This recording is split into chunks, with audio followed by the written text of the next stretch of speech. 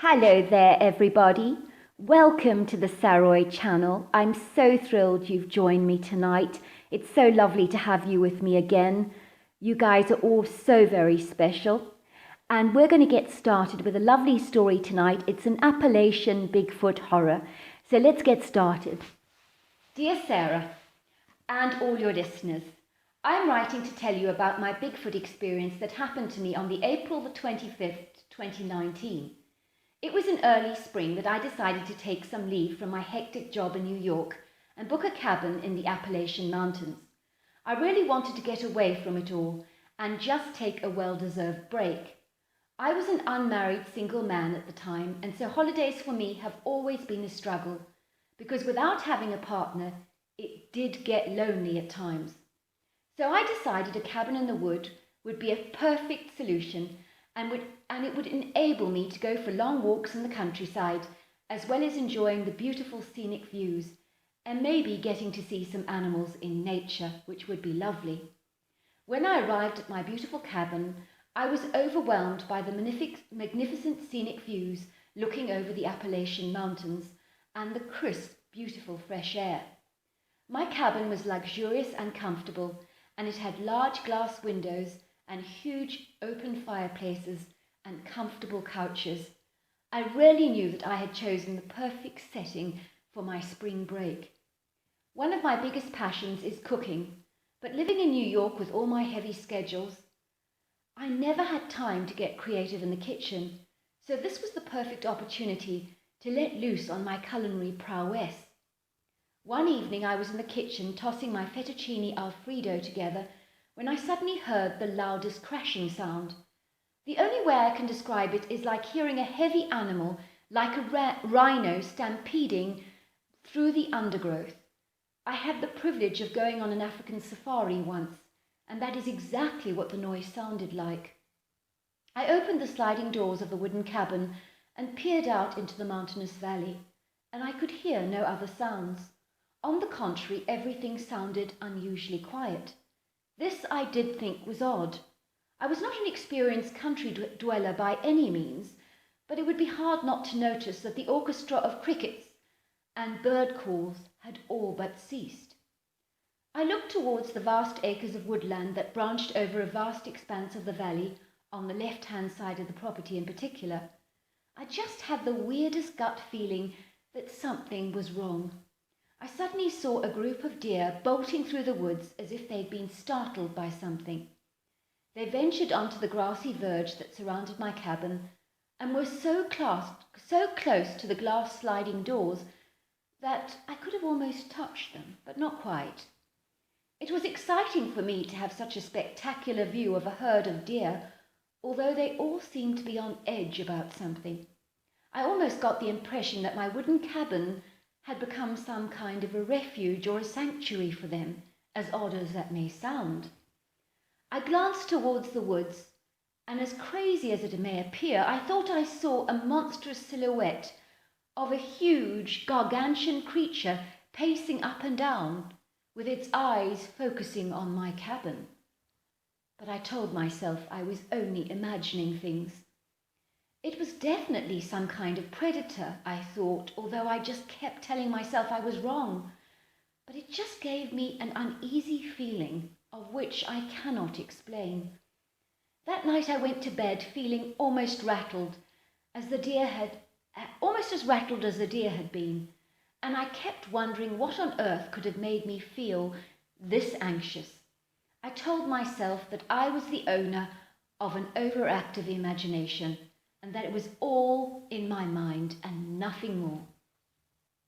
Imagine my surprise when the following morning I noticed a trail of blood leading from my cabin all the way to the woods. Seeing something as horrendous as that was like being in the middle of a horror movie. I decided to follow the trail of blood into the forest. As I ventured into the woods, the droplets of blood finally disappeared and stopped at the base of a very old tree that was covered with moss. I looked up in the tree and I saw a huge dead deer lying across a branch that was 13 feet off the ground. Who on earth, what on earth did this, I thought?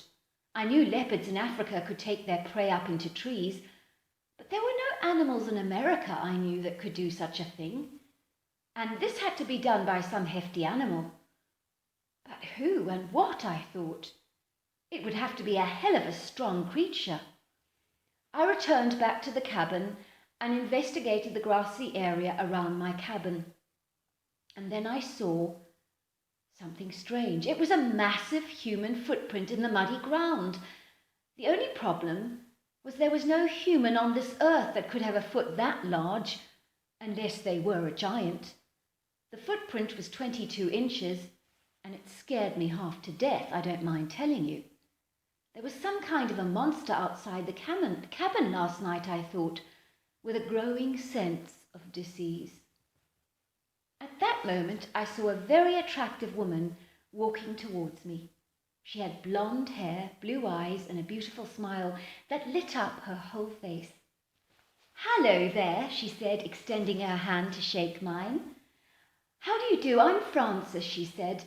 "I'm from the cabin adjacent to yours on the other side, so you could say I'm kind of your neighbour." "I guess so," I said. "How do you do?" "Fine. I see you're renting Aunt Ellie's cabin." "It's a lovely place, I must say," she said. "Are you here for long?" Plus minus 3 weeks. "Good. You'll love it here. You really will. It's beautiful in this part of the world. Oh, by the way," she said with a hesitant look on her face, "you do not by any chance, you didn't hear anything strange around your cabin last night, did you?" "Why?" I asked. "Did you?" "Well, I don't know how to say this really, but something weird happened to me last night. You see, I noticed the most enormous creature. I know that sounds odd, but he was running into the woods, and it looked like a man, but it was much bigger than a man. It was pretty monstrous in size, actually. I don't mind admitting it, but it put the fear of God in me." "I believe you," I said. "You do?" she asked, looking relieved.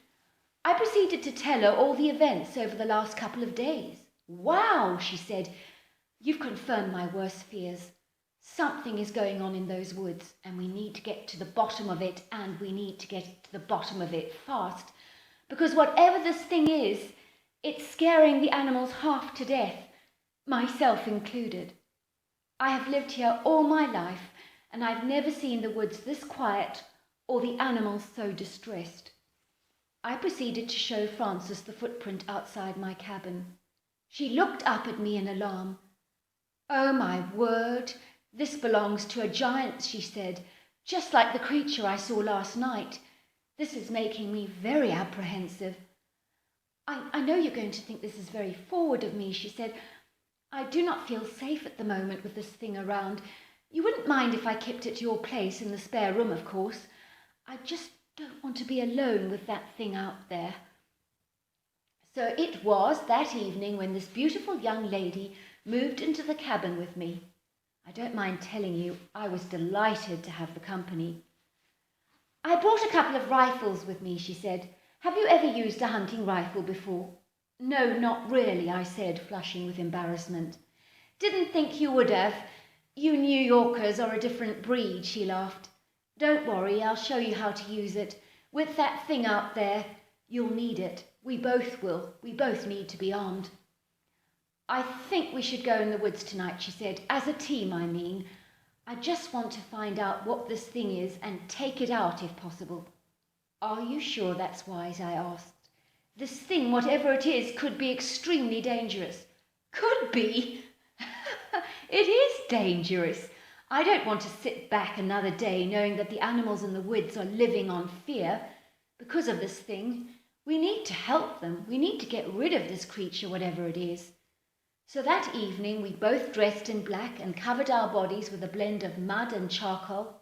Frances told me that this protocol would remove our scent so that we would not be detected by the creature so easily. Luckily it was not too dark as we ventured into the forest, because there was a full moon, and also we did have our torches with us, but Frances wasn't eager to use them. We literally crept into the woods as quietly as we could, But the problem is that the bracken beneath our feet kept making these crunching sounds. Suddenly we heard a low, throaty, guttural growl. Ah! And Francis indicated with sign language that we needed to hide behind some trees. Suddenly we heard a noise that defies all rational explanation.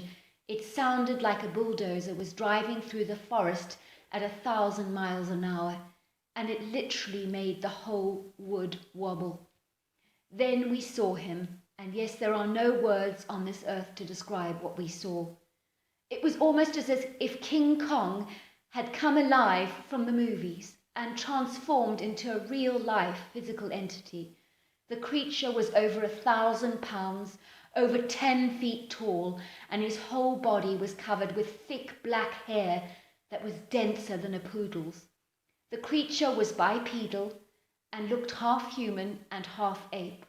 The head was cone-shaped, and there was no head to speak of, and the body was enormously wide, with the chest measuring almost 5 feet across.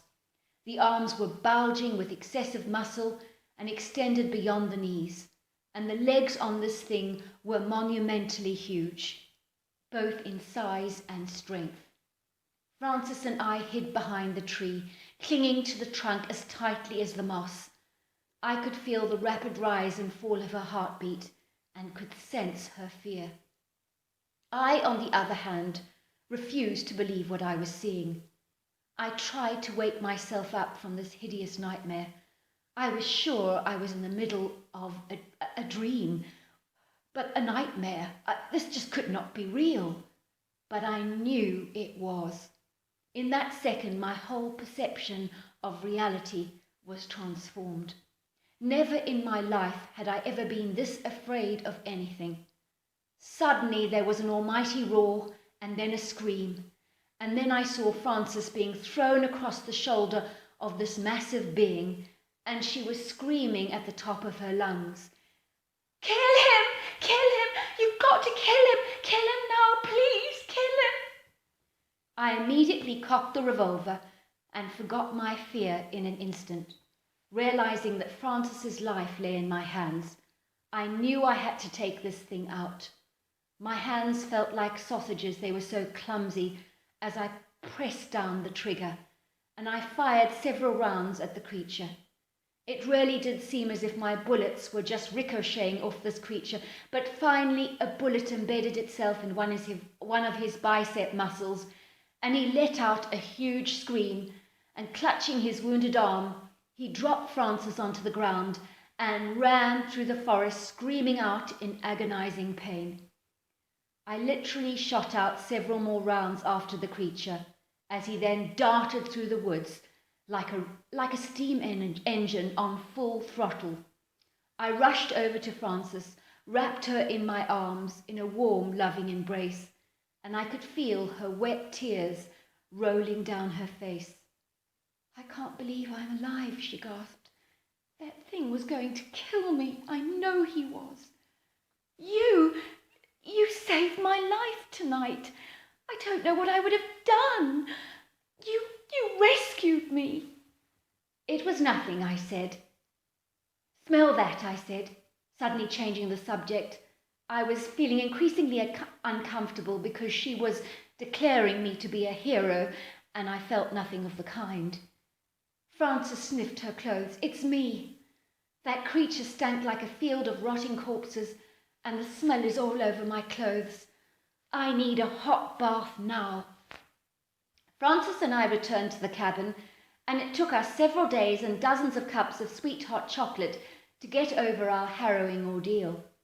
In that time we became close, and now we are very happily engaged and soon to be married. I've left my job in New York, and believe it or not, I've brought Aunt Ella's cabin. I'm glad to report that there are no more sightings of this creature, and everything has returned to normal.